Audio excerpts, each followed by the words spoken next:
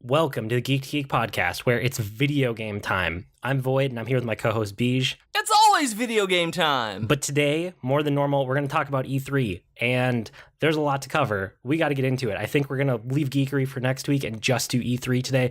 I might even try to get this episode out tonight. So yeah, let's get started.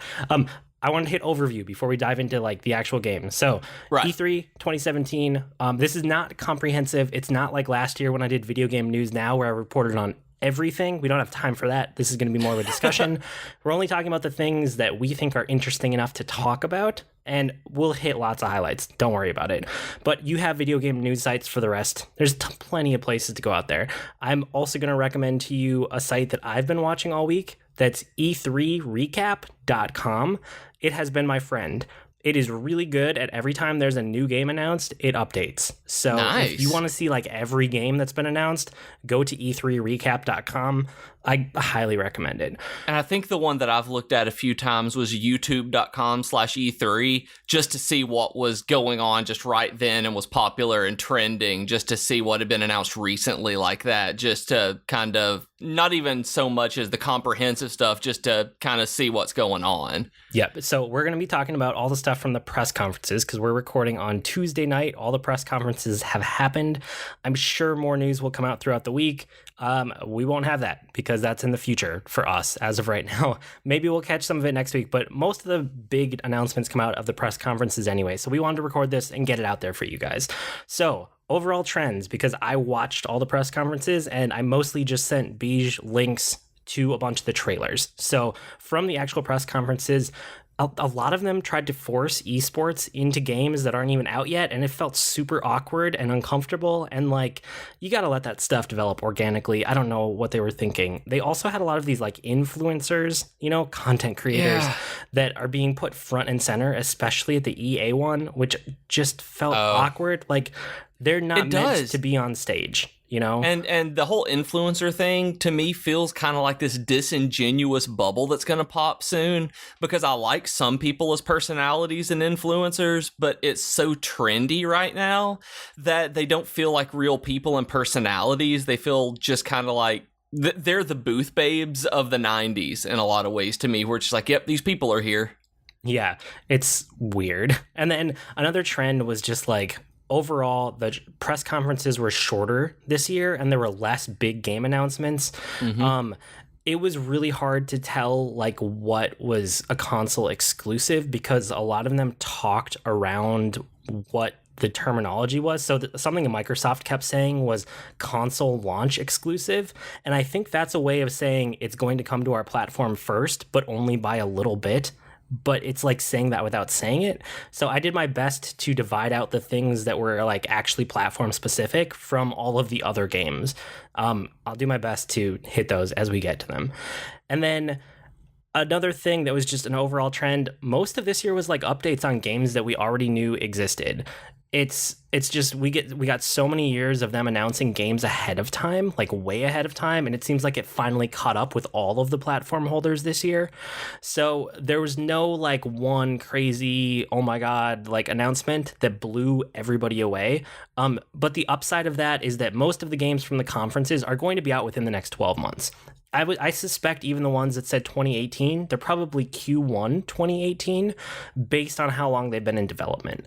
And that's never really been the case before. That's kind of a new thing for E3 to have all of these like concrete games with launch dates or at least like very close launch windows to us. Yeah. So I like that part. Because otherwise you've got like Final Fantasy 15 and Kingdom Hearts where they didn't even have gameplay, where it was a mock-up of gameplay years ago. And now it's like, oh no, this is soon. Yeah. And the other trend is that Skyrim will just not die. They announced... It's true. The game is from like 2010, right? They announced Skyrim VR and they announced Skyrim for Switch with motion controls. And it's just like, okay, bring Skyrim to my toaster and then my microwave. And it's like, whatever. It doesn't matter. Like, please, Bethesda, just let Skyrim die. And it's a great game. That's why I'm so irritated that I'm irritated about Skyrim. It's really good. It's really cool. And I don't want to play it again because it's so long and I want to play other games. Yes. Not Skyrim again. I agree completely. Okay, I got Skyrim out of my system. Let's talk about actual games. I did all that quick so we could get to the games. So the first press conference, and these are roughly in order, no promises though, was EA. And the only thing that I pulled out of this one that didn't fit better like elsewhere in this document was Battlefront 2. Honestly, a lot of the EA stuff was like sports games that I just don't care about. And then they have like racing games that I'm not a big racing game guy. I mean, you guys kind of know my biases when it comes to video games, and you kind of know BJ's too, right? Yeah, and I like a good racing game, but a lot of the ones that I've played recently have been way more on the sim side. So I just want an arcade style racing game, which is why I fall more toward the Mario Kart style, but I like casual or Need for Speed style, I guess, racing games whenever those come out. Yeah, and so there was nothing that was like really gripping from the EA one except for Battlefront 2, and it's like we already knew this existed. They announced it last year at E3.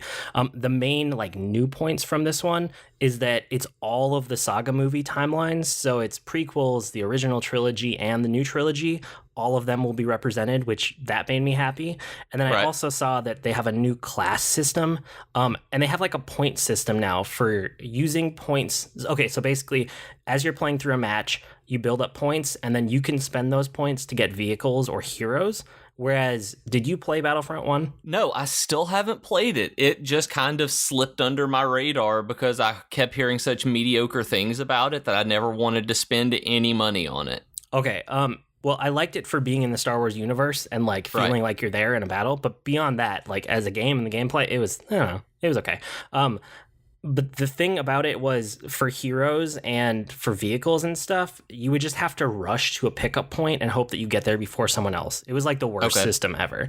Whereas this new one where you save up points by playing the game and then you spend them to become a hero or get a vehicle, I like that. That makes me happy. It means you're not going to be fighting over the heroes and the vehicle spawns, and you're not going to have people just camping out waiting for it to respawn. That was a thing that I really hated about the first game, and it looks like that's getting fixed. Beyond that, the multiplayer looks pretty much like the last game, which it's fine. The thing that's going to make me buy this game is that it has a single-player story campaign. If you tell me you have a Star Wars game that is canon, that has a single-player story, you have my money. Like, that's all I need. But how do you feel about it? And with Disney doing this, now that these kinds of things are canon, that when something is put out, it's part of the universe, that is a big selling point, especially to people like you. Oh, yeah. This is a big selling point for when I see it on Green Man Gaming in a year after it comes out and see it on sale. I'm like, okay, I'll finally get to experience that and play it.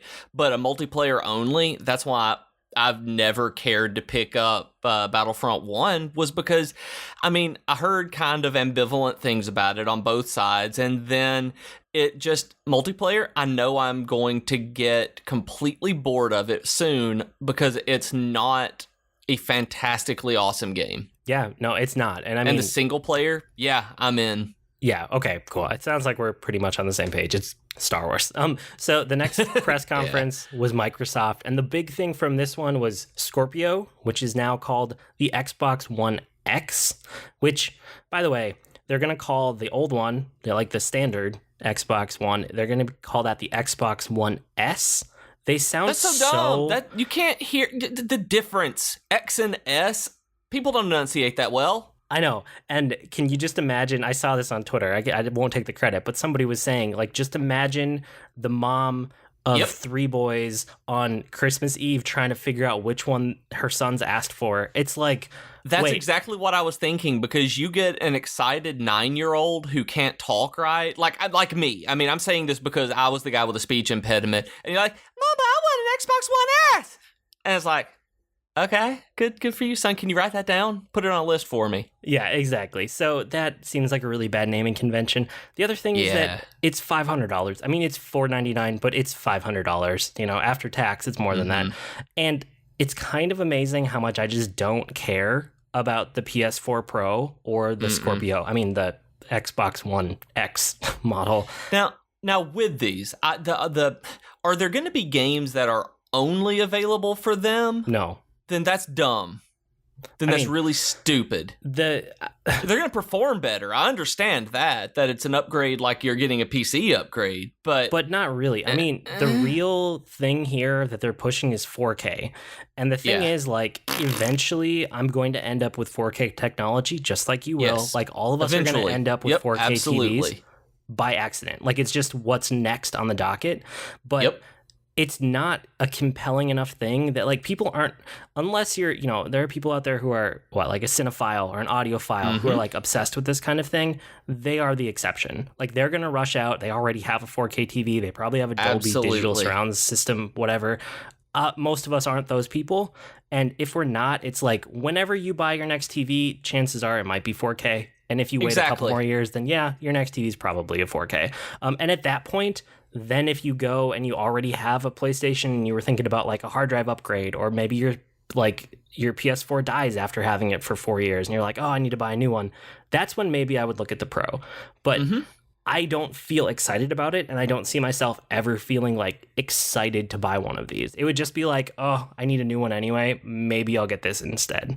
Yeah, that's really the way I think about 4K and just those kind of incremental increases and advancements in technology and consoles like this. I did the same thing with the TV. Everybody else had HD TVs. My parents had a 720p that did 1080i, and I didn't care. And then my TV, that's what we did for Christmas. We found a really good Black Friday deal. I was like, okay, we'll get one that makes sure that it does 1080p, but okay, whatever, we don't really care. And now it's just the standard. We just grabbed it because that's what it was, and that's going to happen with 4K and these other consoles, but it's not a selling point to me in any way whatsoever. No, and pricing the new one for Microsoft at $500, they're pricing themselves out of the competition compared to every other console. Just straight up. And the other thing with Microsoft, with like all of their exclusives, nothing on Microsoft is exclusive anymore because they all have that Play Anywhere or they're multi-platform. And if it's a Play Anywhere game, you can get it for PC. It's like, they don't have, I don't understand why I would ever buy an Xbox One at this point. Like, I have a good gaming PC. If there's anything I really want that's a Microsoft exclusive, I would just get it there because it's more powerful anyway. Well, my buddy found one for $59 the other day. So that's a compelling reason to buy one. But other than that, most of us aren't able to do that. Yeah, I agree. Okay, so Microsoft conference. There were a bunch of survival games and a bunch of zombie games. And I feel like we've kind of hit the saturation point with those. I just don't care. Kinda. Yeah. And it was amazing how much, like, some of them, Sony had a few too, like, don't get me wrong. And I felt like nothing watching the trailers and like seeing, the people on stage try to get excited about him. It's just kind of like, yeah, okay, another post-apocalyptic survival, crafty, zombie, whatever. They're all just feeling the same, like, we got to get off of that genre. And then there were a bunch of other games that we already knew about or had seen before. So the two that I picked out that were more new, that we still knew about, but a lot more information, was Sea of Thieves, which this was the first exclusive that they actually announced in their press conference, and it was towards the end. But do you remember this one from last year? I vaguely remember it from last year on how it could have been cool because you're coming in and out of... This is where you're coming in and out of, like, other people's crews and with your own, I think, right? Yeah. It's basically you're a pirate and you have to work with other real people to, like, steer the ship around and go on treasure things and, dig for treasure and explore islands and stuff. To me, it looks like a game that would be really fun if you have a core group of people that gets together to play games all the time. Other than that, if you don't have a group, it's an adventure game. Looking at the trailer, watching the video is just like, okay, pirate game. Neato, I've seen this kind of gameplay before, but with a group, it would be fun. Yeah, like if I had a regular group, right, to play games that I like every few days or a few times a week, there was a set time that, yes, all of these people are online playing games together. Yeah. I think Sea of Thieves could be amazing. The thing is, it's just that is not compatible with my life at the moment. So yeah. This is a game that I could see myself liking in different circumstances, but I just don't think it's going to be for me. But it's not even in beta yet. Like, it could change a lot by the time it comes out. We'll have to keep an eye on it. And this one reminds me of when I was a teenager. I went to downtown Disney in Orlando, and at their downtown Disney arcade, and I can't remember what it was called now. Disney, I don't remember, but they had an interactive kind of VR pirate game where you were on a deck that had like, it had different guns, and you could one person was steering and everybody else was running around firing different guns, and as you steered and moved it moved these giant like screens that were all around the walls of the room, so you looked like you were moving around shooting at all of this stuff. That's what this kind of reminds me of, because I was doing that with my family, and one time I went with my girlfriend when I was older doing all of this, and it was so much fun doing that. I could totally see how that in VR would be awesome. Yeah, I don't even know if this is a VR game. I don't think it is. I don't think it is, but it should be. Maybe. I mean, give it time. They might patch it in. Like I said, it's not even in beta yet. And then, so the other game from Microsoft was Crackdown 3. And for me, I loved Crackdown 1, but that game was a long time ago. And I loved it purely for the jumping. Like, traversal in open world games is very important to me, and the way it just feels to move around. And there was nothing as amazing at the time in open world games as jumping around in Crackdown 1 and just hunting for more agility orbs so you could jump higher. Like, that was fantastic. And then I barely remember Crackdown 2, because all I remember is that it was just a huge letdown. Like, I just didn't like that game at all. Did you play either one, or how do you feel about Crackdown 3? I'm trying to remember if I've played them, because it seems like I've played one and I don't remember it, but I feel like I should have played one. I feel like I have it somewhere and that I've played it and I can't remember. It was an early 360 game. I did play that. Okay. Because I played it at a friend's house then. That's what my buddy Casey had it, I think. And it was fine. It was a game. And like I said, I can't remember it. It was completely unmemorable that I couldn't remember if I'd ever played it or not. But you liked the Terry Crews from this one, you said, right? Oh my God, I love Terry Crews. I just love him as a human being. I love him as an actor. I just need Terry Crews in my life in every way possible. And I want this game solely because he's in it. I mean, really, that is the selling point for me on this, because I read interviews with Terry Crews and just fall in love with this guy. He's an artist. He runs a nonprofit.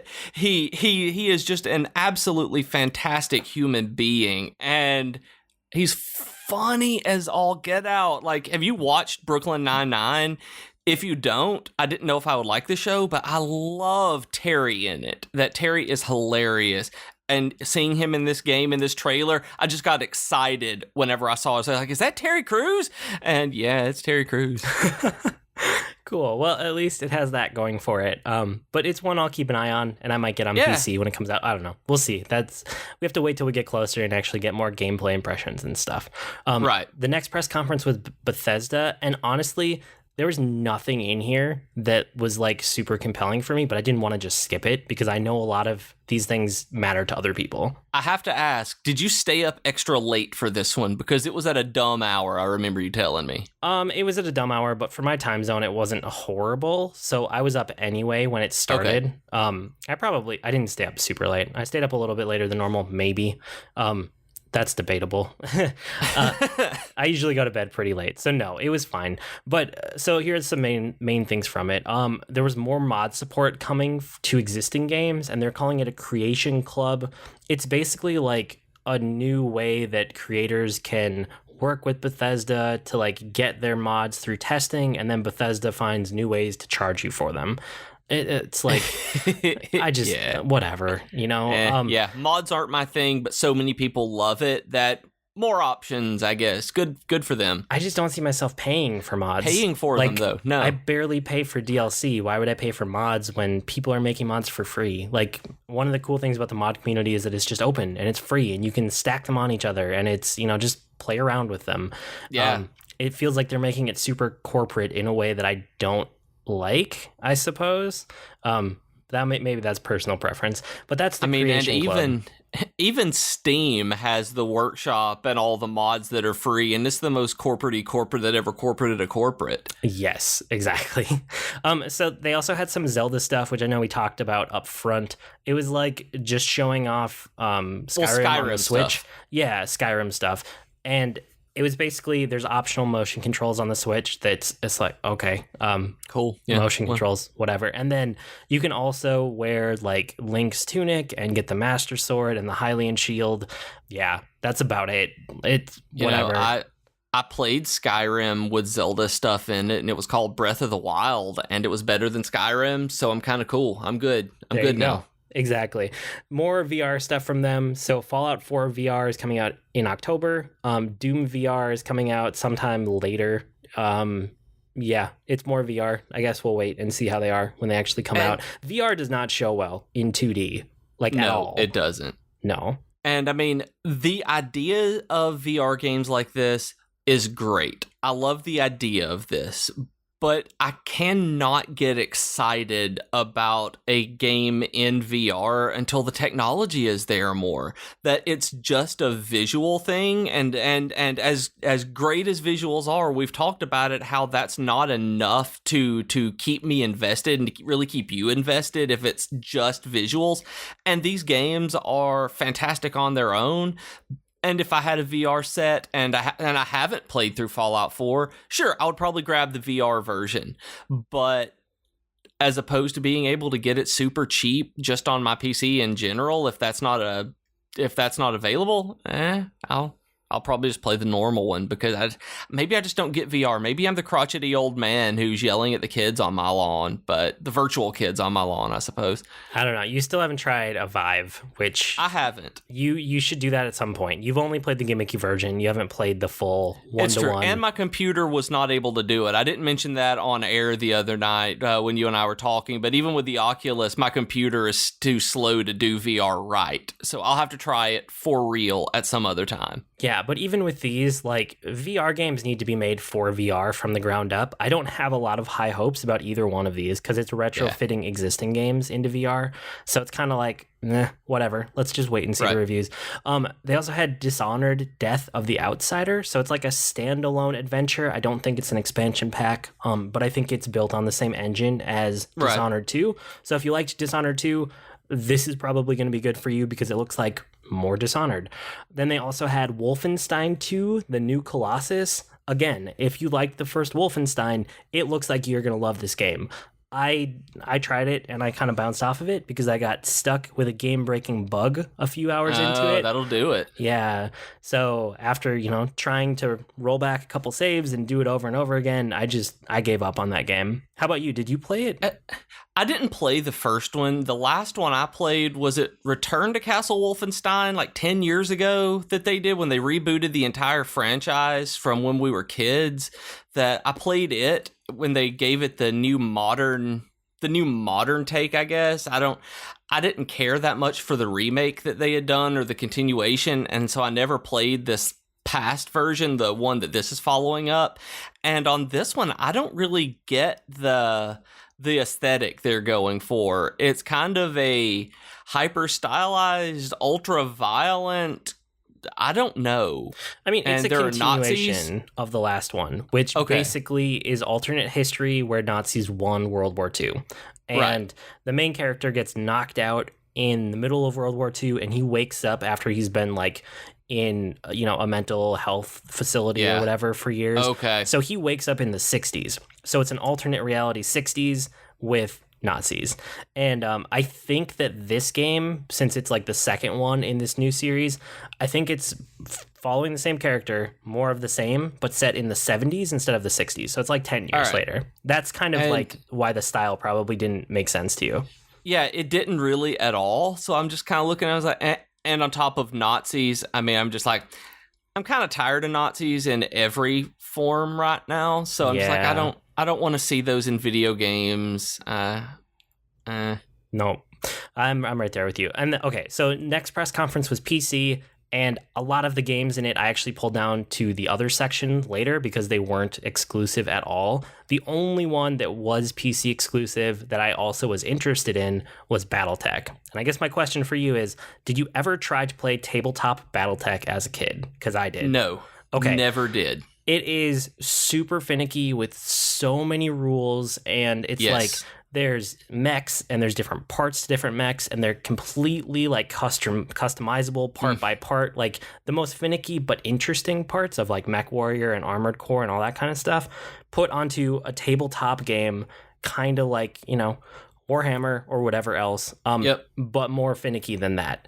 I remember reading about them in magazines and stuff like that I would see as a kid, and it was just never something that was available to me to try. We didn't have a game shop. I was poor. There was never an opportunity for this. Okay, so my brother and I tried it, I feel like a couple times, and we really liked the systems, but it was just so annoying to play because there were so many systems. And I kind of thought at the time, if this ever becomes a video game in this exact same form, so it just handles the numbers for you, I would be interested in that game. That is exactly what this is. They're finally making BattleTech into a turn-based strategy game on the computer.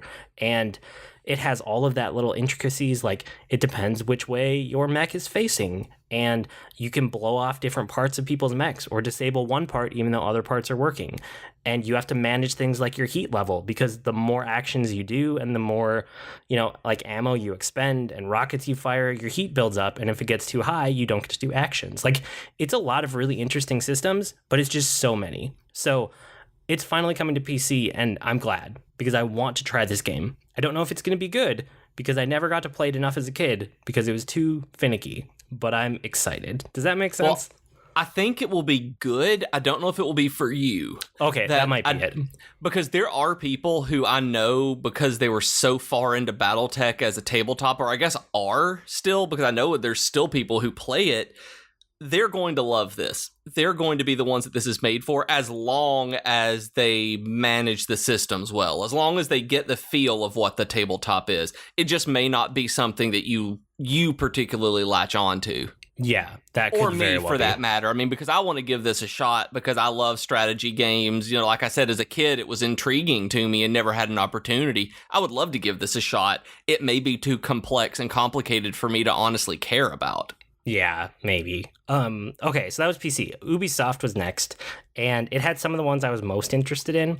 So there's a new Assassin's Creed coming out, and I don't know if you guys know, because Assassin's Creed skipped a year last year, but I love this series. Like, I don't know how it became one of my favorite series, but my favorite series are Mario platformers and Final Fantasy and Assassin's Creed. And I'm not sure which order those first two happen in, but the Assassin's Creed is definitely number 3. And I'm just excited because it's a new Assassin's Creed game. It's set in Egypt. I pulled a quote out of here. It's one of the creators said, "It's a huge world. Basically, we took the size of Black Flag's Caribbean, but put it on the ground. So a lot of locations to travel that will allow us to show how rich ancient Egypt is." And it's kind of like, this is why I love Assassin's Creed. It's exploring really cool old world locations. And that's the core of it for me. I also like the gameplay. I like the combat. I really like the stealth. The overall meta story is, I don't know. It's okay. It's pretty schlocky, honestly. But that's not why I play it. I play it to explore all these different ancient worlds. So I'm excited. But you watched it. How did you feel about it? Because you haven't played many of them, or any of them? Any of them, and gimme now. Get gimme. Oh, really? I want this one a lot. This might be a game that I buy at launch. And that doesn't happen often. You guys know that I'm not the kind of person who just goes and buys a launch game immediately. But this one, Ancient Egypt, I'm one of those nerds who has always loved Ancient Egypt, you know, that like 70% of our community. But when I saw this, I just latched on that this has the aesthetic that I love. Because I love that architecture. Whenever I see it in any game, that's the area that I latch onto. One of my favorite zones in World of Warcraft is Oldham, because it's Ancient Egypt. And when I saw this, that I can explore and do all of this, I want this one, and if it's for the PC, I will definitely grab it, even if it's not at launch. And if it is just on the PS4 and Xbox, then once I grab the PS4, I will have this. Yep, and it will be on PC, I'm sure, just because all of the Assassin's Creed are now. They're not always same day and date, but whatever. Yeah, I mean, and it'll probably be on Uplay, like I think Capsule J said the other day on Twitter, and I have a lot of them on Uplay. I just haven't installed Uplay because installing another thing and just haven't. Yeah, Uplay is notoriously bad too. Okay, so a couple other things about Assassin's Creed Origins that I like that aren't going to mean much to you because you haven't played the other ones, but hopefully some listeners, these will mean things to you. The main character is in his mid-30s, which I think is cool. It's a nice change of pace from all of these late teens, early 20s guys. Yeah. Some of them into the late 20s, but still, it's somebody like actually in their mid-30s, so maybe we can relate better. I think it's a good thing. Maybe because someday, so often I do see the early 20s, and not knocking any of you guys, but I'm who are out there listening who are that age. But I'm like, I see an early 20s character, and I'm like, you're making a bad decision. I made this bad decision. Stop it. No, that's not how you treat people. Yeah, and it's like the storytelling isn't relatable. No, and maybe someday Final Fantasy will get there. That's my real dream, but at least Assassin's Creed is there now, and I think it's a good thing. A couple other things. You get control of like a personal pet eagle for scouting and marking guys before you go into an area. I think that's going to change the gameplay that in a looks so huge cool. way, in a really good way for people who like the stealth like me, because you can actually plan ahead and see what's coming up. They also said that it's going to be more RPG-ish, whereas the old games were kind of action-adventure. This is going to be more of an action RPG, so you can get different gear. There's actual like leveling and progression mechanics, and the story is kind of quest-based like an RPG would be, even though it's more open world, so it's not as linear. Whereas before they had missions, now they have quests. We'll see how that plays out, but I'm just glad they're trying different things. And then the other thing they said was that there will be a graph system for progression that's similar to like the sphere grid from Final Fantasy X. We'll see how it ends up being. I didn't actually see it in depth. They just said that it would be a thing. So all of that to say, I'm really excited for Assassin's Creed Origins, which I could have told you before I watched any of the press conferences. Yeah, and I knew that this was going to be like what I was waiting to see what the Assassin's Creed game was so that I could see you geek out about it. Yes, and I am geeking out about it. The next one they announced, which I did not know what I would think of, even though it leaked ahead of time, was Mario plus Rabbids Kingdom Battle. And it is a SRPG, so it's a strategy RPG type of game set in the Mushroom Kingdom, but somehow the Rabbids got there from another dimension, and it has a bunch of Mario characters. That's essentially the setup that we got. Mm-hmm. And it's weird, but I guess at least Nintendo is finally branching out and like loosening up with their beloved characters. But I think I'm excited for this one. I know based on what I've seen that I am going to buy this one, and I'm going to play it because it's like in my wheelhouse between Mario and strategy RPG, even though I've never been a big fan of the Rabbids. But it's weird. Like, what did you think? I know you watched this one. It's weird and pretty, and I could totally see myself loving this. Okay. It's strange. The battle scenes that they were showing look totally odd for a strategy RPG, and I like that. That this one will totally depend on battle systems and how they pull it together. That it could be terrible, and it could be just completely and totally fantastic, kind of like Super Mario RPG was back in the day when you didn't know what to expect. That's kind of how I feel about this one, that it could be really good, or kind of, well, they tried. Yeah, either way, I'm going to buy it. I'm going to try it. We'll definitely talk about it on the podcast. Another one that I was actually, like, I didn't see this one coming, but I'm very glad that it exists, is Skull and Bones. And again, you haven't played Assassin's Creed games, but when they did Assassin's Creed 4, it was called Black Flag, and it was one of the mainline games, but it was basically like the open world Caribbean, like that quote I grabbed from earlier. And it was an Assassin's Creed game, but I spent like probably 75% of my time in that game just being a pirate and like sailing my ship around, exploring and like getting in fights with other ships and using it to hunt for loot. And this game, Skull and Bones by Ubisoft, it looks like they took exactly the pirate part of the game from Assassin's Creed 4 Black Flag, pulled out all of the Assassin's Creed part of it and then just turned the pirate game into its own game and then built it out from there. And it looks amazing. Like, I want this game. I'm going to buy this game. No question. And this game looks like a big old bag of meh. I care literally zero about ever seeing or hearing about this game again. I don't particularly care for the setting. I'm not a pirate person. I don't like just vehicle and ship battles. Well, I don't like vehicle battles. That's something that turns me off whenever I see that I have to fight vehicle to vehicle. And I also don't like, I've tried World of Warships and just not my kind of vehicle battle on top of everything else. There is nothing appealing about this one for me. Okay, I really like vehicle battles, and I especially liked the combat for the ships in Assassin's Creed 4, so I'm excited for this. Pirates, like... This could be a different setting, and I would still be excited for it. It could be like future chips. It could be, I mean, it could honestly be a space game with the same mechanics. Like, either way, I like the vehicle combat systems in this game. So that's what I'm excited for. And the pirates is, like I said, pirates don't like push me away from a game, but they also don't draw me to it. So the pirate overlay of a setting is kind of like, whatever, take it or leave it for me. Okay. And see, to me, it pushes away. That's one thing. Fair. I don't know. I guess it's just totally unappealing that I've never had a really good pirate story outside of the first Pirates of the Caribbean movie that really I could care about. They all seem so generic, and this one just looks very generic to me. Yeah, and I mean, I liked, like, I haven't seen very many good pirate stories, but I like the exploration and, like, the mechanics around it, so... it depends, especially if this one ends up having a single-player campaign with it and not just multiplayer, then I'm, like, all in. But I'm going to buy this game regardless just because I know what it's based on, and I know that I already like that game. Right. The next one up was Starlink Battle of Atlas, or Battle for Atlas. It was really weird.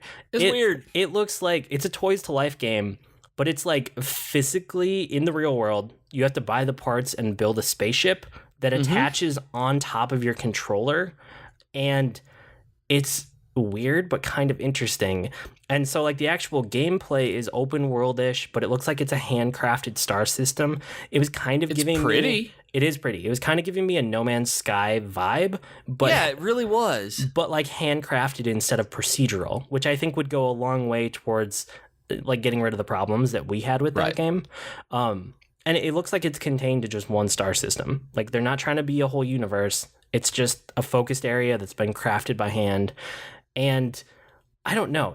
I don't know how to feel about this one. I mean, examples that they showed was like, you're in a fight and you have ice weapons equipped and you're attacking guys that have ice shields up. So in the real world, you pull off the guns off the side of your ship that's physically attached to your controller and put on 2 fire weapons on the sides, and then you destroy them. Like... How do you feel about this game? I love Toys to Life games. Like, I think they're super cool. They're great. And I see this one, and it looks like they have taken what everybody I know who has played Lego Dimensions extensively has complained about, and made it the whole deal with their toys. That so many people I know have complained that you have to interact with the base so often by switching things out that it makes it unfun to play, that it's cumbersome. And it seems like that is this entire game. So I wonder if this is going to work as well as it does in a teaser video. Yeah, okay. We will wait and see. But this looks like a game that if it becomes... like good enough by the time it comes out, I might buy this one for my kids, and then I would play around with it. True. And I could see your kids loving it. Kids may absolutely adore this. I think it's people our age who just grabbing toys left and right and trying to put them together may end up being frustrating because our old man hands like, go in the hole, I can't get this kid's toy, and then we die. I don't think we're the target audience for this one. I don't think so. The big announcement from Ubisoft was Beyond Good and Evil 2, because I know that there are a million people out there who've been waiting for this game forever, because the first one came out like 15 years ago. I'll be honest, I played Beyond Good and Evil, like a couple hours of it, one afternoon at a friend's house. I never got into the series, and I know it has a cult following. I've just never dug into it. So I saw this trailer and it looked like a cinematic trailer which showed no gameplay, so I feel completely and utterly neutral about this game. Yep, I did almost the same thing. I was in college in a room with a bunch of other people watching a friend play it when we rented it. Okay. That's it. Here, it's a good game. Yeah, I guess. Never dug in. No. Okay, let's take a quick break. Do the Geeky Offer of the week, because we're not going to have it at the end this time. There's no geekery this week. There's too much to talk about. But we have Audible like normal. You can get a free book on us and help the podcast at audibletrial.com/geek2geekcast. And this week, you have the recommendation. And I am sneaking in some of my geekery that I don't get to talk about because today I finished up Girl Boss on Netflix. And I really loved this. And you guys know how much I like memoirs and things like that and personal stories and tech stories. It's kind of a tech story. But I'm recommending #GirlBoss by Sophia Amoruso because I'm just bought it on Audible myself because I wanted to listen to it after watching the Netflix show. That it was good enough that I really wanted to see the quote-unquote true account of it with the memoir version. So I'm recommending this to you so you can experience it with me. So watch the Netflix show and then go to audibletrial.com/geek2geekcast and pick up #GirlBoss. And yes, the title of the book has a hashtag in it, which also endears it to me, and we can listen to it like buddies. Well said. Back to video games. So Sony press conference was next, and for us this was like last night. We're catching up here, and they had Shadow of the Colossus remastered, and it looks really good, and I liked the game when it first came out. I hope they change the controls and make them a little bit more modern, but beyond that, yes, there's not a whole lot they would have to change about that game. Did you ever play it? I never beat it. I beat a couple of the Colossuses, and never beat the entire game, but I loved it. I loved it. And yes, for this game, boo, no PS4. Okay. As we talk more, there are more games in here that are PS4 exclusive, and I wonder if you're going to end up getting one. Oh yeah, I'm going to get one next year. By the time we get to the end of this list, what I fully expect is by the middle of 2018, whenever the PS4 is even cheaper than it is right now, and I'm saying that as an outside, by the time Q2 2018 comes out, there will be enough things happen in the gaming community and the gaming industry that I will have a PlayStation 4. Okay. If not sooner than that. I think, yes. I think it's about time. I think you're going to get there. Okay, another one that was there was God of War, which is like, it's a relaunch, but it might still be Kratos, and it might not be the Kratos we had before, but maybe it is with new gods. I don't know. It's basically the same thing they showed last year, except last year they showed more of a tone piece with more story, and this year they showed more of a combat piece with action. And if you like God of War, I'm pretty sure you're going to be happy. I'm going to keep my eye on this one, but I don't know. I don't know. We'll see when it gets here. God of War. It's God of War. It's still God of War for PlayStation. Yep. They had Detroit Become Human, which, again, a lot of these things were nebulous, whether they were exclusive or not. I think this one is. I think it is. So I left it here in the Sony press conference. Detroit Become Human, last year, I didn't think much of it. They just showed some branching dialogue options and a conversation. This year, they actually showed the story and what it's about, and now I'm completely sold on it. Like, I want to get this game. It looks like, like when I get hooked onto a Telltale game series where you have a bunch of choices that actually matter. It's like that, but put into a really good engine. It's by the same people who made, what is it? The one that I haven't played that everyone tells me I should play. Heavy Rain. Have you played Heavy Rain? Okay. No. Well, it's that. If you guys have played Heavy Rain, same developer. I'm sure it's probably an upgraded version of the same engine running on new hardware for PS4, but it looks really cool. It's basically like androids gaining sentience in a future sci-fi world and then trying to free other androids. And, there's decisions everywhere. And it looks like the high-level decisions are kind of that Paragon Renegade thing. Like, do you try to be a big resistance and be nonviolent, or do you feel like you have to get violent to actually free all of your fellow androids? Either way, I think it would be very interesting, and I'm pretty much sold on this game after this trailer. Unless the gameplay completely messes it up, the story Right, yeah, that could happen. It could happen. But the story has sold me on, like, I'm going to keep an eye on this game, and as long as the gameplay isn't horrible, I will be picking it up. And I'm so sad about this game, and it's your fault. What? Why? Yes. Okay. Because I click on it, and in our show notes, you guys, okay, so Void has left me links for trailers because he takes care of me because he's my internet papa. Oh, by the way, I think this week, because I just want to get this episode out tonight, I'm probably going to just copy paste our exact show notes the way that we look at them when we're recording. Yeah. I'm just going to paste them there. So if you guys want links to all these trailers, you will have them. That's going to be great because we will occasionally have things that we say in our notes that they're going to get. So that's going to be great. But this one, you typed in Detroit Become Human. Okay, you didn't put the colon in there. It's Detroit Become Human. Yes. Oh, okay. So I read this as Detroit Become Human because it reminded me of Roger Ebert's review of Bangkok Dangerous starring Nick Cage, that the only reason that you would go see this movie is that is if you want to watch a movie whose title sounds like a caveman giving you travel advice. Bangkok Dangerous.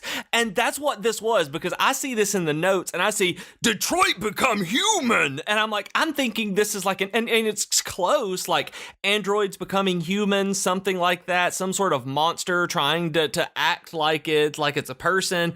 Like, it's similar, but it was just not what I wanted it to be based on you leaving out a colon. So just so you guys know, the English teacher in me is coming out. Punctuation matters. Okay, sorry. That's totally and utterly on me. But yeah, it made me laugh so hard because I really was like, Detroit Become Human. Okay, the next game that, again, this is another true PS4 exclusive. This is the only one they went out of their way to make sure to say, this is a true exclusive to our platform. Like, it's not going to be anywhere else. Not a launch exclusive, not a weird Microsoft wording exclusive. An actual exclusive is Spider-Man. The new Spider-Man game. Oh my goodness. And oh my god, this game looks amazing. This is probably my game of the show. Like, because I didn't know if it would be here. I wasn't expecting a lot. It looked cool from last year, but last year was a teaser, so it didn't really give like a feel for gameplay at all. And this looks like it's doing for Spider-Man what the Arkham series did for Batman, and I am fine with that. Like, I am A-okay with that. Like, I am more than okay with that. It's super fluid. The combat looks fun. The traversal looks fun. The storytelling moments, even though they were like cutscenes built into the action, it looked really cool. I mean, the graphics were fine too. Whatever, graphics are graphics at this point. And then, they're pretty. Yeah, and then like Peter Parker was in it, but they hinted at Miles Morales, which is also cool. I looked and it wasn't teenage Peter Parker? No, it didn't look like it. It was adult Peter, and I'm just like, yeah! You guys know I love adult Peter Parker? Yep. Because I love Spider-Man. And Spider-Man. So for me, one of the most important things about a Spider-Man open world game, or any open world game, I mentioned this with Crackdown earlier, is the traversal, right? So I went out of my way to look up any more information that came out about this from, reporters on the scene. And they said that it is physics-based swinging, and it's based on where you attach the web to a building. So they are trying to make the traversal like really interesting and dynamic and fun, and I think that's going to go a long way towards making it cool. So this is going to be an absolute delight after 2 hours. Yes, that I can see the first couple hours maybe being tricky, but once you get that web slinging down, oh man, it's going to be fantastic and delightful and amazing. See, Spider-Man, it's going to be spectacular and superior. That's for you, Rob. Yay. And like Spider-Man has gadgets, which totally makes sense because Peter Parker's smart and he makes technology all the time. It's like there are a lot of things that you could say, okay, they're ripping off Arkham Batman games to put them in here, but every single one fits. And if anything, some of these fit better in Spider-Man, like the Spidey sense for dodging guys and knowing when you're going to be attacked. Like, why does Batman even have that in the other game? How does he know when he's about to be attacked from behind? that doesn't make sense. Batman. Yeah, I guess he's Batman. But all also of that, in the comics, Peter also is a millionaire now, billionaire. So he's the poor man's Tony Stark, is the way one of the issues put it, I believe. So he even has the money to do all of this like Batman now, where it's not even a stretch of canon to do this. Yep. And so at this point, I am easily more excited for this Spider-Man game than I am for Spider-Man Homecoming. You're dead to me. That's okay. Well, that's sad. I guess we should move on. No, but you want this game, right? Like, do you like it? I want this game so much. And I guess the reason I'm not as excited for it as you are is because I don't have a PS4. So that's number one. It's like, oh, I got to spend like $300 to play this game. And also, it's not coming out until next year. Whereas Spider-Man Homecoming comes out next month. Yeah, I still don't know if I'm going to see that in theaters. You are seeing that in theaters, young man. Now I'm Internet Papa. You are seeing it and you're going to talk to me about it. We'll have this discussion off air. Okay, so Nintendo is next. They had a bunch of games that they announced last year, and it was so deja vu-y. And the thing is, before I get into these, I should say, I'm still excited for a lot of these games. I'm still going to buy a lot of these games, and I'm glad that they're coming out on the Switch or whatever. But it's like there were no WoW announcements this year for Nintendo. There was one, but we'll get to it. So Xenoblade Chronicles 2, again, they just showed more of it. There's a new Kirby game, which I think was announced earlier, but maybe not. If anything, so. It's Kirby. It's more Kirby. It's nothing like new and groundbreaking. If you like Kirby, you'll like it. Like, my daughter loves Kirby. I'm going to get this game. It doesn't really matter. It's just a Kirby game. Kirby's fun. It's just Kirby. Yeah, exactly. It's great. But it's just Kirby. And that's exactly how I feel about the Yoshi game they showed off too. It looks like an evolution of Yoshi's Woolly World, but instead of all being yarn, it's like more materials, like it's maybe paper craft type of stuff. Yeah, it had like construction paper in the background and things like that. It was super, super well done. And of course, it's Nintendo. But it's a Yoshi game. And again, super fun. We're going to have fun with this one. It's great. It's just not a big wow thing. Same thing for the new Pokemon. They said that, hey, Pokemon Sun and Moon is not coming to the Switch. Well, they didn't say that, but they basically said, we're making a new Pokemon from scratch, from the ground up, a core Pokemon game. So the next true entry in the Pokemon series for the Nintendo Switch. And it's like, duh. Like, yeah, I'm excited. I'm going to buy that game. I'm going to play that game and beat it, and I will be super happy when it comes out. But if you didn't know they were already working on this, like, I don't understand. It's just the most obvious thing, right? Well, you know, the number one thing I'm excited about for the new Pokemon on the Switch? What? And as much as I've complained about graphics, is I really hope that they update the graphics, because I would love to see them do full-on Switch-powered graphics for Pokemon, as opposed to where it's always been just handheld, and the cool stuff has been in the side games. It's going to be interesting to see how they work the world and graphics into the core mechanics of the series. And I think that was the unspoken thing. It's like, okay, we're building it again from the ground up, just like they did for X and Y for the 3DS. Like, new hardware, you got to build it over again and make it fit the system. So, like, I'll be hyped for it when we get close. But there was a guy who was on screen for 15 seconds that said, we're developing a game. It'll be on the Switch sometime, and it's a core Pokemon game. Like, that's it. So they also had more stuff for Fire Emblem Warriors, which is the hack and slash Muso Fire Emblem game. It's releasing this fall. It has the weapon triangle. It has pairing up of characters. I will probably end up buying it because I'm really into Fire Emblem at the moment, but there's nothing new or groundbreaking there.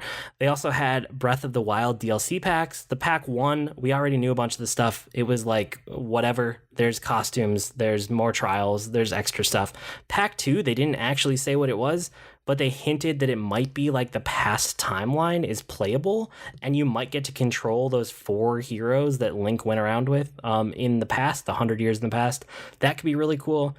Rocket League is coming to the Switch with exclusive items and cross-network play with PC and PS4, so they're all playing together. Interesting, but again, not groundbreaking. Right. The one thing that was actually like, and I'm not as big a fan of the series as other people, but I know the internet freaked out.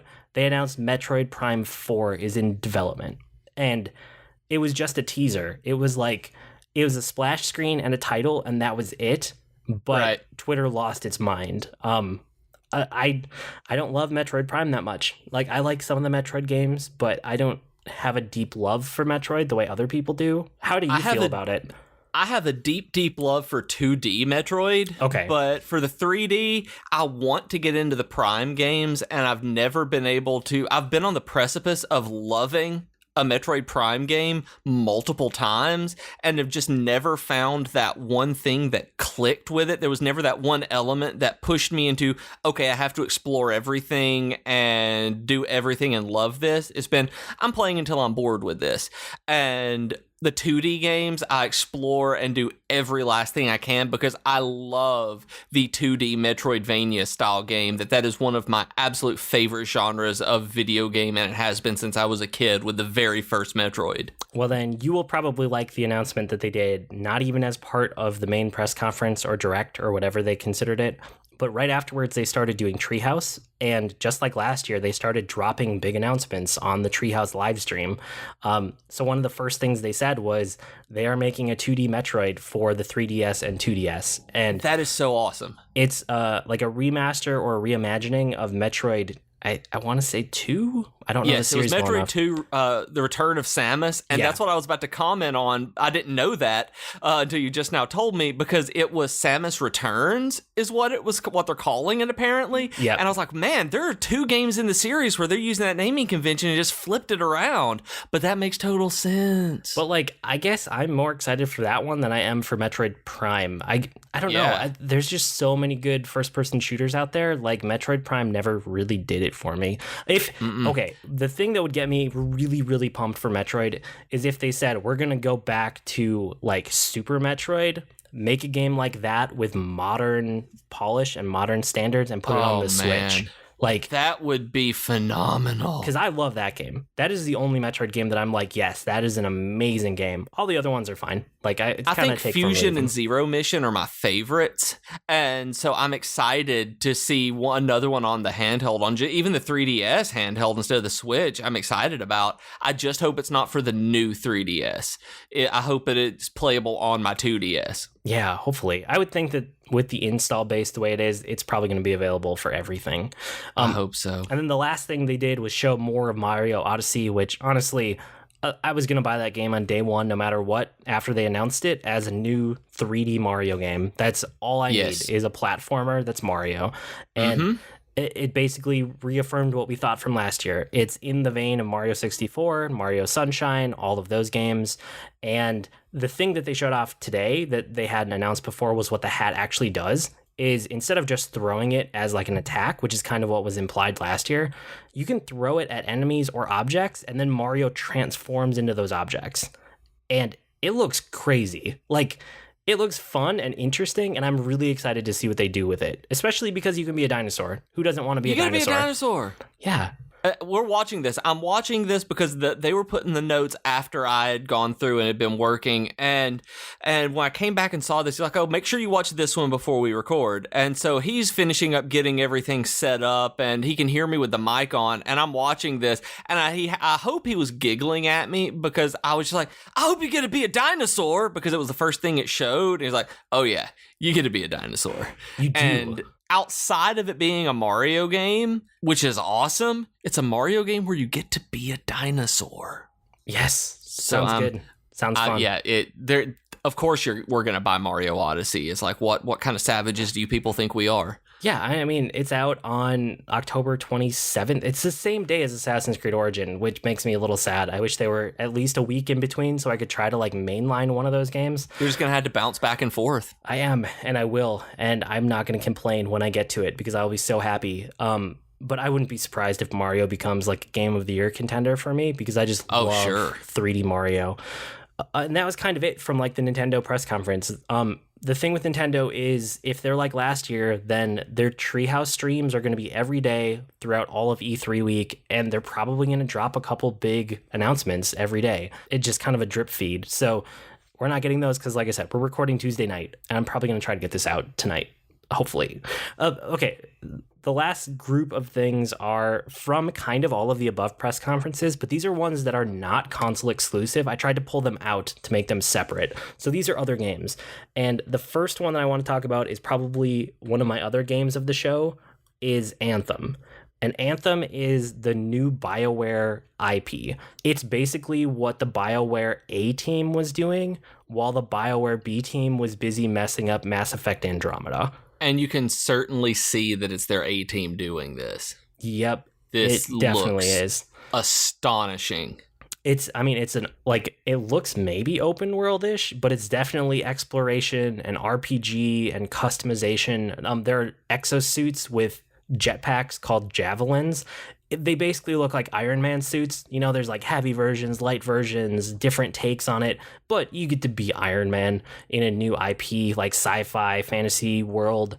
Yeah, it reminds me of Iron Man mixed with Avatar mixed with Pacific Rim is what it looked like to me. That if they had like this weird genetically engineered baby, that you would have Anthem.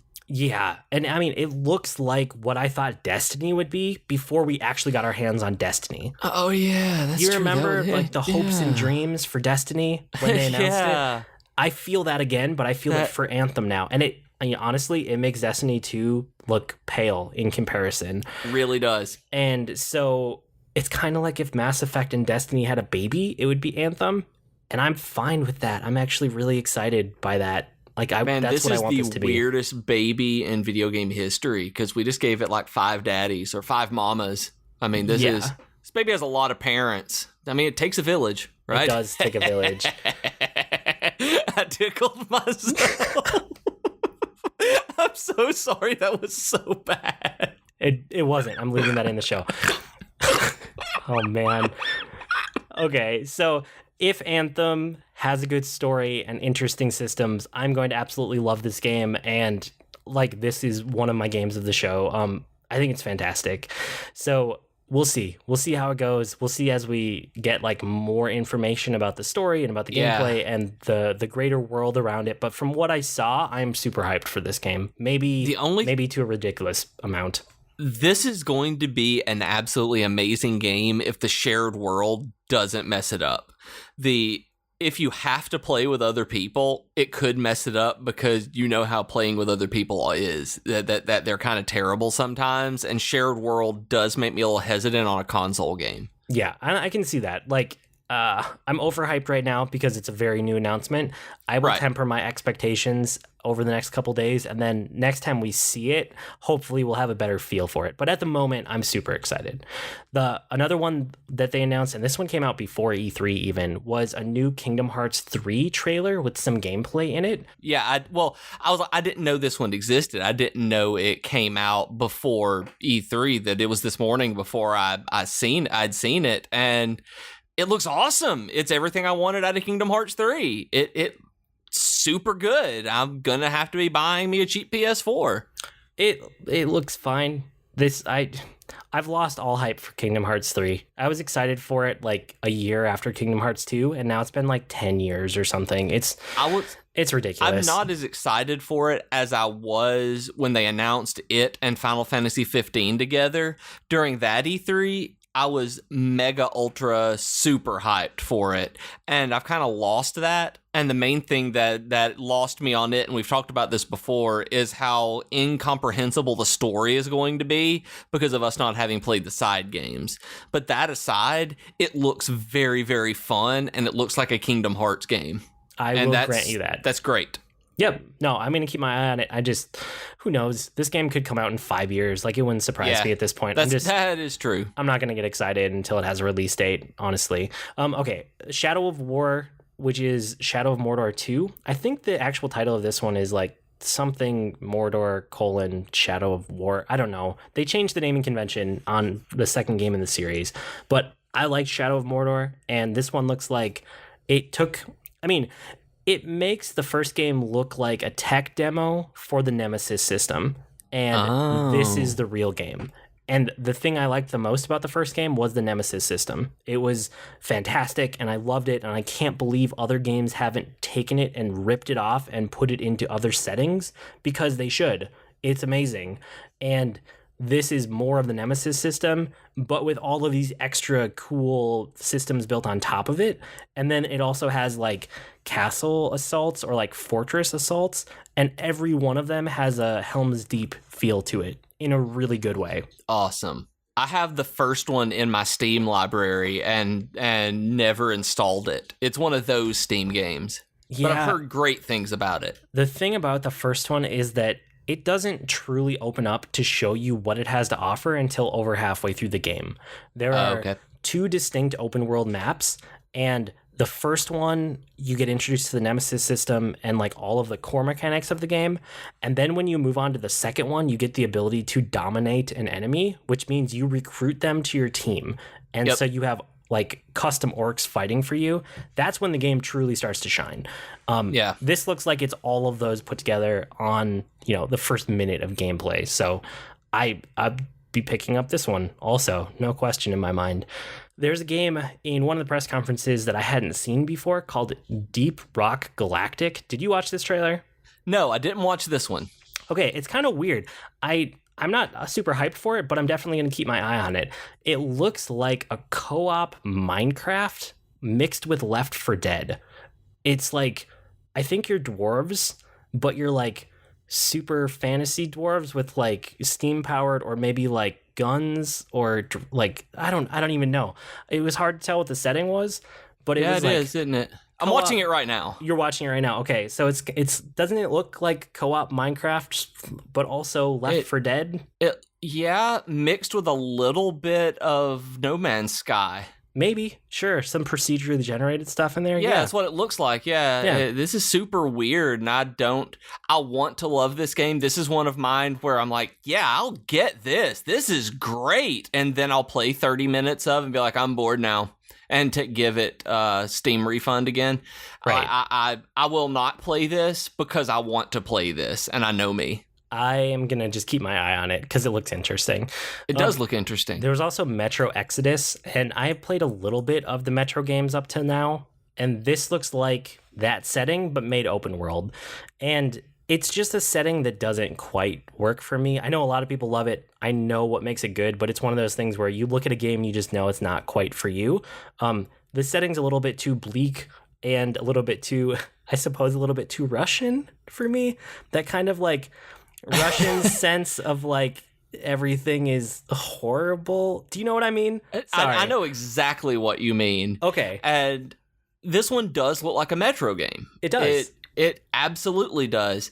And it also looks like it wanted to be Fallout 4 this time. Kinda, yeah. It really does. And I have so many of the Metro games on Steam that I've never finished. Yeah. And they're good. They're cool. Never finished them. And so this one will end up being the exact same way, I think. Yep, I might pick this one up when it's super cheap later.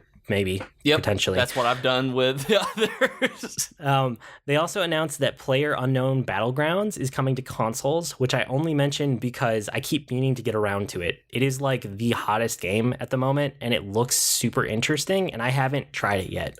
I've never heard of it. Okay, don't worry about it. I think I'm going to pick it up this week, and I'll report about it next week in Geekery. All right. But for the people out there who play it, you will be happy to know it's coming to all the consoles. For as far as I can tell. Wargroove was one that I was really excited for. It's being published by Chucklefish, which is the same people who published Stardew Valley, which I love the word Chucklefish. I know that, but that kind of gives it a little bit more legitimacy in my eye. That publisher has a good track record. It is basically Advance Wars. Like Nintendo's not making it. Looks like Advance Wars. Yeah, Nintendo stopped making Advance Wars, so this developer picked it up, and they're like, "Fine, we'll just make our own Advance Wars. We don't need you." It's that. But it also has a Mario Maker vibe because you can make your own custom levels, and it has the tool set to do it extremely quickly, which if there becomes a community around this game and there are good sharing tools, that could become a whole thing all on its own. So it's coming to the PC, the Xbox, and most importantly, I think the Nintendo Switch, because it is going to be fantastic on the go in bite-sized chunks. Which is exactly why I was going to say Armor Wars. That's different. Why Advance Wars was so fantastic is having it on the Game Boy SP was just being able to close the lid, be able to do everything was awesome. I loved Advance Wars. Yep. So I am going to get Wargroove when it comes out, and I will be getting it on the Switch and probably not the other consoles because it seems like the best fit. They had more information about Call of Duty World War II, which I think is actually called Call of Duty World War II. They are running out of ideas, are they not? Yeah. I mean, there was Battlefield 1, which is a fantastically original name, and then Call of Duty World War II. It's like, yep, good for you guys. Good job. Churn it up, phone it in. There it is. The thing is, like, what they showed off at E3 so far, as of right now, was just more multiplayer. Or no, it was the first look at multiplayer gameplay. And I just don't care about multiplayer gameplay in Call of Duty. I talked about this last fall when I played, like, Titanfall 2 and Battlefield 1 and Call of Duty for the year, back-to-back on GameFly. Yeah. I consume those games in 1 or 2 sittings and just play the main story, the single player, and then I will play like half an hour of multiplayer one time, and then I'm done with that game. And World War II is more interesting to me than any of the other Call of Duties since Modern Warfare. Like, this is a historical conflict. If they do the single player right, I will be playing that game. I know I will play the single player campaign, and then I'll do what I always do and play like half an hour of the multiplayer and be like, yep, that part is still Call of Duty, and then be done with it. And looking at it, it looks like Call of Duty. It's just Call of Duty. And for me, and I know this is going to make me sound either ignorant of the series, because I am, don't get me wrong, or completely just stupid, but was there not already a World War II Call of Duty? Wasn't that like the first Call of Duty back in the day? And it's just like, maybe this is my old showing through, but it's like, no, you're right. This is the game. This is just Call of Duty. You've done this before. I don't want to play this again. It's the first like 3 or 4 Call of Duty games. But they've been away from the setting for such a long time. Okay. That it has never been on anything close to modern hardware. Right. So, I mean, that was PS2 that it was out on like that. Yeah, it's the look and feel that they can finally achieve now that they wanted to come back to it. Again. And I get that, but it looks so generic that watching that trailer, I was like, yeah, this is Call of Duty. Cool. Yeah, but I mean, to defend it a little... And admittedly, that's not my thing. I don't like first-person shooters, especially the more realistic ones like this, the historical ones. I do not like, and I much prefer the ones, honestly, stuff with settings that are completely absurd and out there, the arcadey style Duke Nukem type thing, even though I don't like Duke Nukem, but the out there. So seeing Call of Duty at all is just like more like Call of Duty. Am I right? Well, just to defend it a little bit, like, I am sure that the diehard people who love Call of Duty and it's their yearly game are going to eat it up. They're going to eat it up. And I know my bias is coming in here, right? I'm very, like, middle of the road on Call of Duty. Some of them I hate. Some of them I really like the single player. I never like the multiplayer. That's how I land on Call of Duty. There are people who every single year get hyped for Madden, or every single year get hyped for FIFA, or every single year get hyped for, I don't even remember what the basketball version of that is called. And I am one who gets hyped for Assassin's Creed. And at this point, for anyone who doesn't care about Assassin's Creed, they probably look at it and go, that's another Assassin's Creed. Whereas that's fair, yeah. I'm like, hey, it's in Egypt, sweet. So, just keep that in mind. Like, if you like Call of Duty, I'm sure World War II will be a cool one. The last game on here that I had was Monster Hunter World, and I put it on here because I keep wanting to get into Monster Hunter. I have bought the last 2 or 3 that came out, and every one I play slightly longer than the one before it. So the last Monster maybe you'll Hunter, finish this one. Yeah, I don't think you really finish a Monster Hunter game. I think it either consumes your life or you give up. That's what Monster Hunter is. But the last one I played was, I think it was Monster Hunter 4, whatever the last US release game was, and seems like it was 4. Yeah, I mean, I like them, and I like everyone more than the last one, and they keep making it slightly more user-friendly as time goes on, which is good. It still seems like to get into Monster Hunter, you almost need, like, a Monster Hunter Sherpa. Like, you need somebody that you personally know who's going to walk you through enough of the game until you get your head around it, and I've never had that. So this one, Monster Hunter World, it looks like an open world game, whereas before it was always divided into zones and there were a lot of timers and missions structure, like mission quest structure. This looks more open, which appeals to me in a way that the other ones didn't. So yeah, I'm not, like I said, Monster Hunter isn't a game for me yet, but I keep trying it, and I'm going to keep my eye on this one. And I think this is coming out on PC and PS4 and Xbox One, so it's modern hardware, which is also cool. And how do you feel about Monster Hunter? I've never played one, And this one looks really interesting to me. And I don't know why, but there was something about seeing just this guy rolling around trying to fight this weird dinosaur when this like dragon comes in and starts attacking the dinosaur that lets him run away. That makes me want to play this, where it feels far more organic than the other ones did. I guess maybe it's because of that open world, but it doesn't feel so compartmentalized, where it's just like you're going after this and this is this and this and this, where I've never really cared about any of the others. But this one looks really neat. Cool. Yeah. Okay. We'll both keep an eye on it then. So those are the main games that I picked out that I thought were worth talking about tonight, and we're already at an hour 15. Maybe a little bit less when you're listening to this after I edit it, but we're right around an hour 15 already. That was a relentless pace, and I'm glad we did it. But before we jump off for the night, what are you most excited for out of everything we talked about? What makes your list? Doesn't have to be a top whatever in order, but just what are you hyped for? Spider-Man. Okay. Spider-Man. I figured. Spider-Man is by far the best thing I've seen so far. And you were absolutely right when you messaged me about it initially that, dude, holy crap. That this is everything that you and I have wanted our entire lives. This is what every 12-year-old boy has wanted his entire life. And every 12-year-old girl has wanted is to be Spider-Man. And if they put in, the one thing that I want out of this more than anything else is the absurd level of costumes that you get in something like Spider-Man Unlimited on iOS, or even the DLC costumes from like Arkham games. I want that for Spider-Man. I want to be able to dress up in any of the Spider-Man outfits I want. Cool. But Spider-Man got me, Anthem got me, Kingdom Hearts 3 and Assassin's Creed Origins. The Ancient Egypt makes me interested in the series for, honestly, the first time. I am very surprised that Assassin's Creed is on this list for you, just knowing that, like, how you feel about the series. If it had been any other setting at all, I wouldn't care. It'd be like, yep, it's another Assassin's Creed game. I'm glad that you're so happy about this. I'm not going to play it. But seeing that it is Ancient Egypt, it did hit on that pressure point that I just nerd out on, and I have to see it.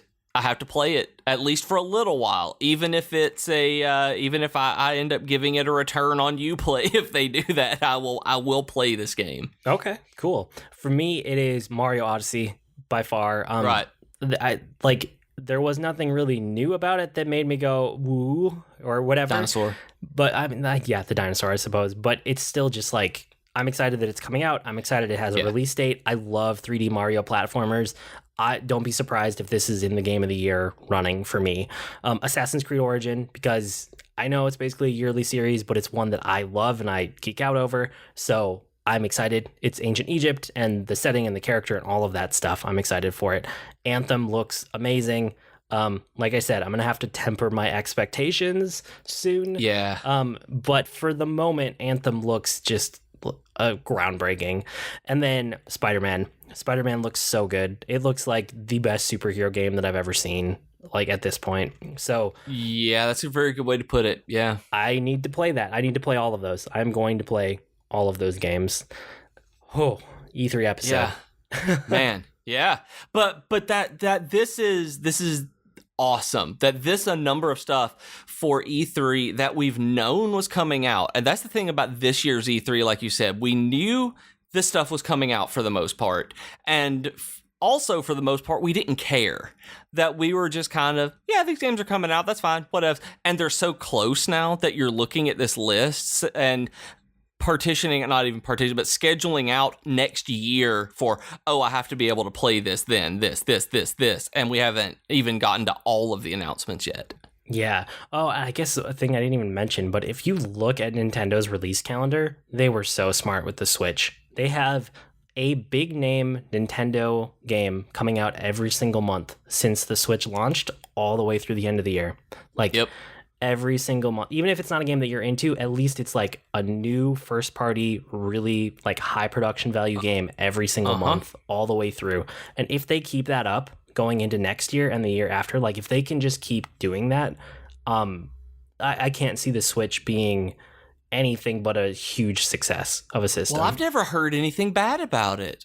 I've not heard a single person. I've seen the internet stuff, don't get me wrong, it's the internet, but I have not seen a single person in real life who has said, this is a terrible system or I don't like it. It has all been massive praise. Yeah, okay, cool. E3 is fun to talk about. We got to wrap up so I can edit this and you guys can listen to it later tonight, hopefully. You can, before we bounce out of here, last chance for mini topics or questions for us. We're going to record that very soon, even if it might actually come out the week of the 4th of July to give us a week off. But as terms of recording it, we are going to do that very soon. So send mini topics or questions our way. You can write to us with comments, suggestions, feedback, or mini topics at our email address, which is geek2geekcast@gmail.com, or reach us on Twitter @geek2geekcast. We have longer discussion threads on our subreddit at reddit.com/r/geek2geekcast. And remember, we are part of a podcast network, so if you're not listening to all of our shows, what's wrong with you? Go to geek2geekcast.com and, listen to everything that we have and let that tickle your fancy. I blog at agreenmushroom.com, and you can find me at grnmushroom. That's green mushroom without the E's on Twitter. And I'm on Twitter as @Professor Beej. That's Beej with 2 E's, and I'm online at bjkeaton.com. We've been Void and Beej with your Geek to Geek podcast and your E3 hype. That'll do it for this week. See you next week, geeks. Hype! Well said.